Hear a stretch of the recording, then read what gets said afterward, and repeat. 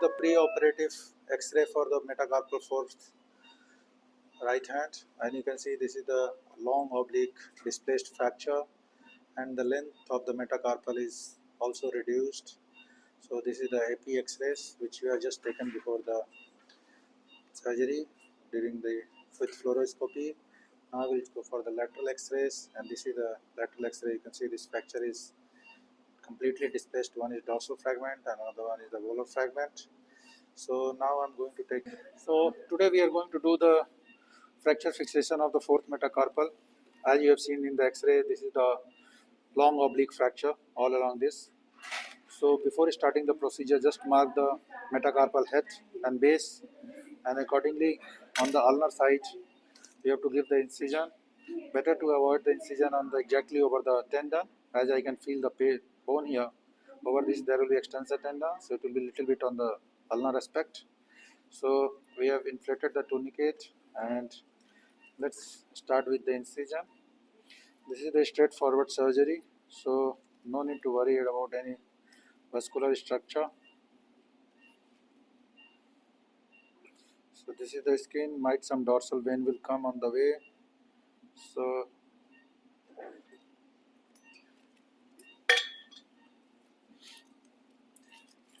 So there was some bleeder which I have coagulated. So after the skin, down the line we'll go for the subcutaneous tissue.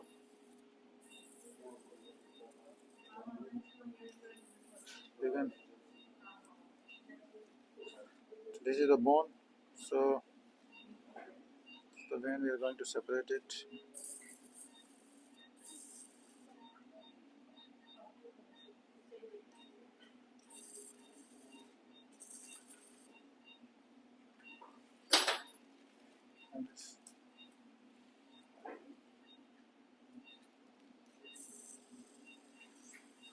See, again the vein came in the way.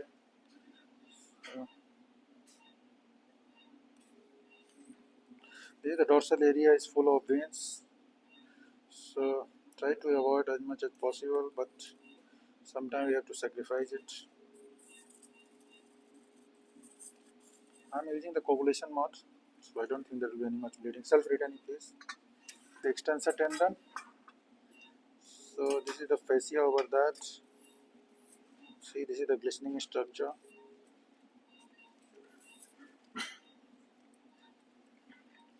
So I can feel the tendon. So this tendon we are going. This is the connections here. You will see.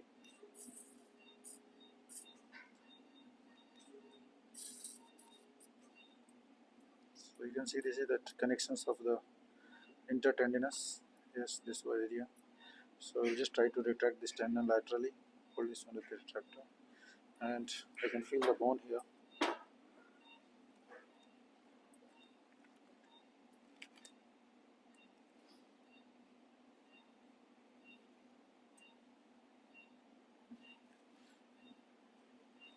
So let's expose the bone.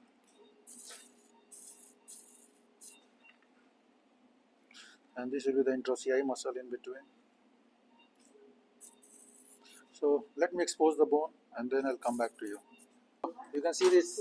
This is the extensor tendon which we have separated. This is for the, and this is the extensor distal minimi, and we have retracted the tendon and then intra-OCI muscles. This is the long oblique fracture you can see here. So down the line I have released the muscles, intra-OCI muscles from the bone with the periosteum. And can you give me the spike, please? So you can see this is all along. This is the oblique fracture. So now I'm going to try to reduce this. Chita, can I hold this, please? Reduction clamp, please. So just a little bit of traction, and now this fracture is reduced. So I'm going to hold with the bone holding. I think we don't have bone holding. Huh? Yeah. Let's try. So after the reduction, I hold the fracture with the K-wire, as we are not getting space to hold with the bone clamp. So I hold the fracture with the K-wire, and then I have to put the plate. You can see after putting the lag screws. So now I'll put the screws in all the holes, and I will come back at the end of the fixation.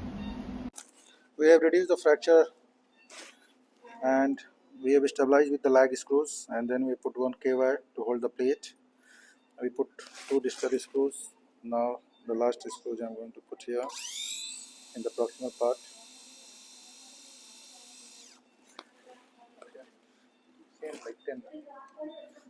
Screws I am going to put here. So I have checked in the C-arm, as you can see the images. So fracture is well aligned, the length of metacarpal is maintained. Just removing this K-wire, as you have put the distal and proximal screws, and now I'm going to put some locking screws on the distal fragment. So I think two screws you are going to put here.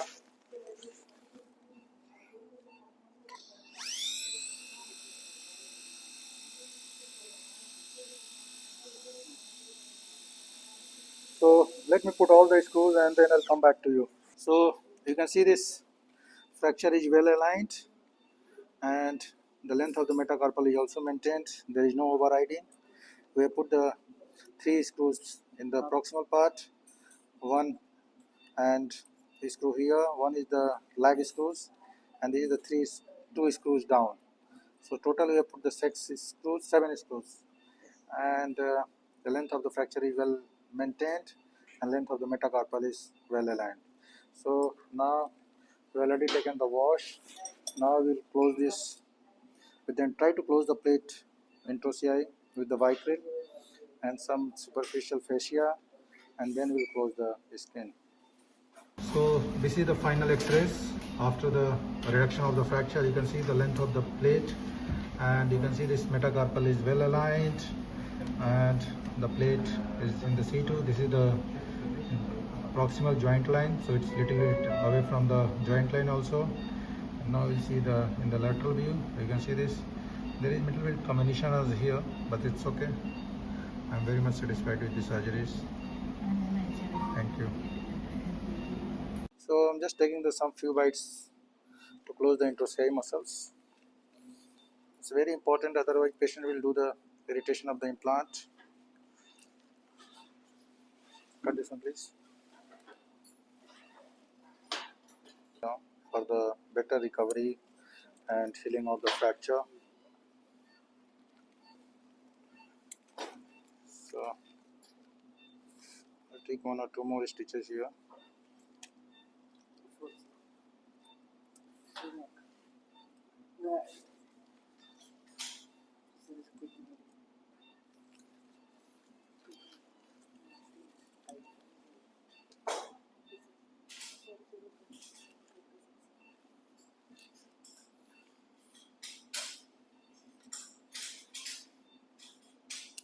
So you can see this the fracture is now it's closed completely. Now we'll close the subcutaneous tissues.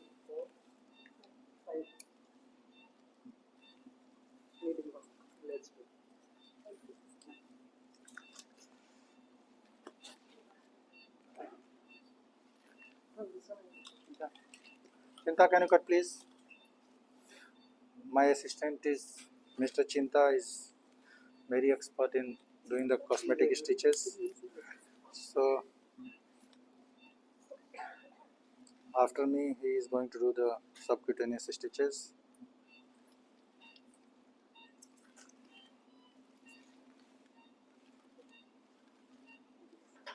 Cut please.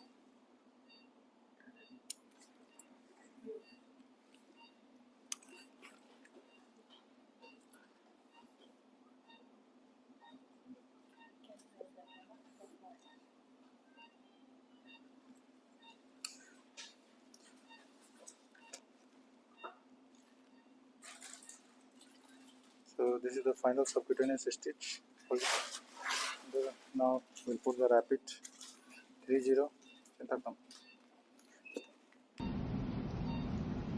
So this is the after subcutaneous stitches. Mr. Chinna is putting this subcutaneous. He is very expert in plastic surgery and he is very good assistant of mine. So this is the final picture after the stitches. So thank you for watching this video.